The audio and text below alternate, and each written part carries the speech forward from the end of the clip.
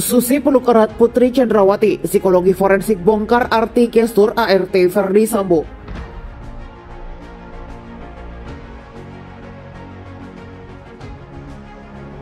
Chatting WhatsApp saksi ini kepada Joshua di tanggal 17. Sekarang muncul lagi yang seperti ini, ya. Ini kelihatannya ada kaitannya. Dan kami ingatkan kepada saudara, ya, keterangan saudara ini sangat menentukan bagi terdakwa ini. Siap.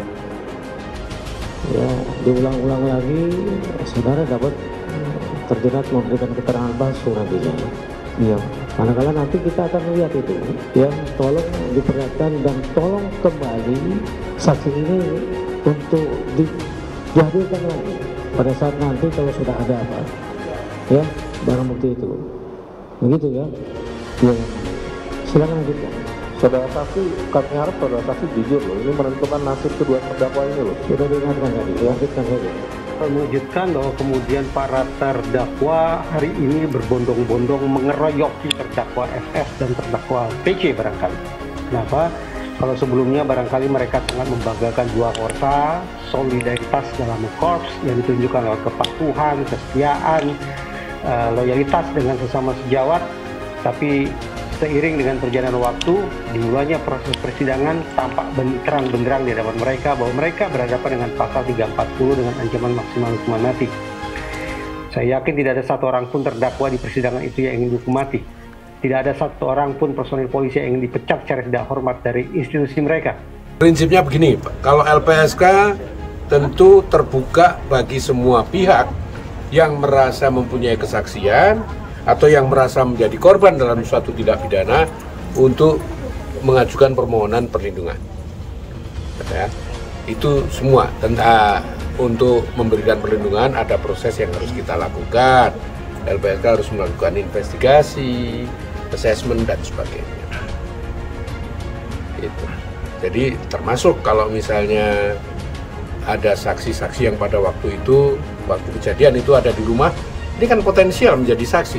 Yaitu hakim akan menguji apa kira-kira resiko yang akan dialami oleh masing-masing terdakwa ketika mereka menentang perintah atasan yang salah tersebut. Andaikan bahwa masing-masing terdakwa akan mendapatkan resiko atau konsekuensi yang sangat negatif, maka bundar sempurna. Boleh jadi hakim akan menerima klaim dari masing-masing terdakwa bahwa atasanlah, tekanan komandanlah yang membuat mereka melakukan perbuatan salah tersebut.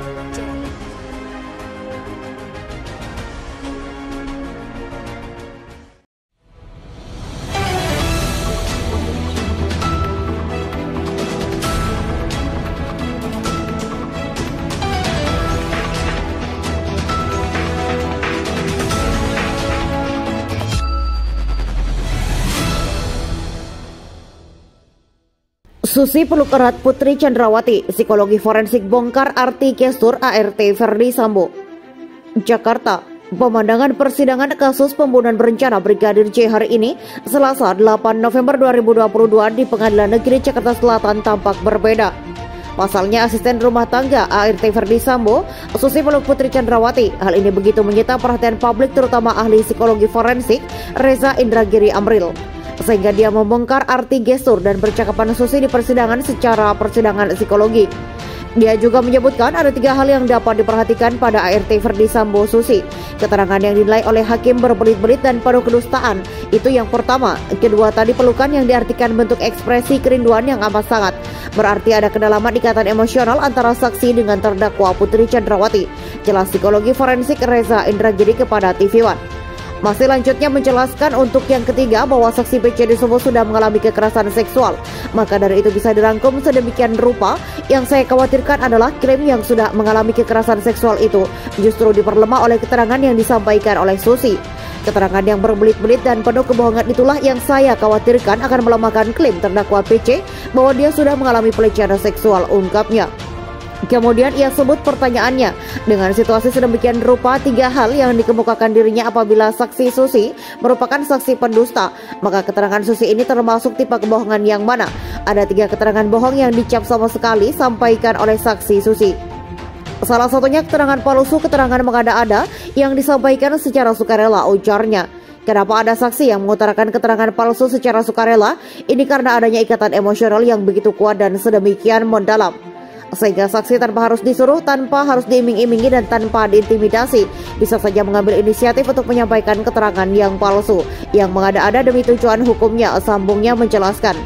Nah, ia katakan tujuan hukum yang dicapai adalah untuk melindungi seseorang dari ancaman saksi pidana.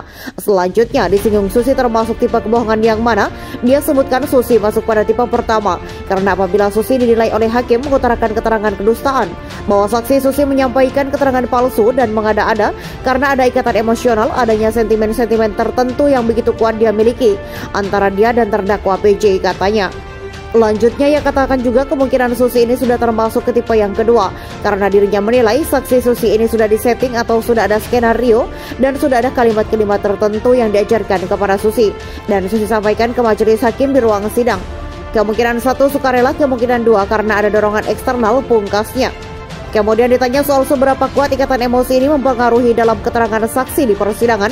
Hal ini dijawab Reza Indragiri bahwa hal ini tidak bisa dipungkiri. Sidang yang mengandalkan rasional itu pada saat yang sama menghadirkan ketegangan yang amat sangat. Secara alamiah, situasi yang menegangkan saat itu pasti seseorang mencari pundak tempat ia bisa bersandar. Ini hanya sebuah kiasan, pungkasnya. Lebih dari ini adalah ia katakan bagaimana seseorang bisa melakukan berbagai cara agar bisa meredakan ketegangan yang dia alami pada saat dia menjadi proses hukum yang berat, termasuk di ruang sidang. Nah, kalau demikian ada perasaan senasib dan sepenanggungan, dan ada perasaan yang dulunya punya ikatan emosional yang sangat kuat, katanya. Maka kita bisa bayangkan kedua pihak ini secara istilah psikologinya fasilitasi sosial. Maka kedua-duanya akan saling memperkuat diri satu sama lain dan memperkokoh diri satu sama lain karena mereka berada di kelompok yang sama, sambungnya mengungkapkan.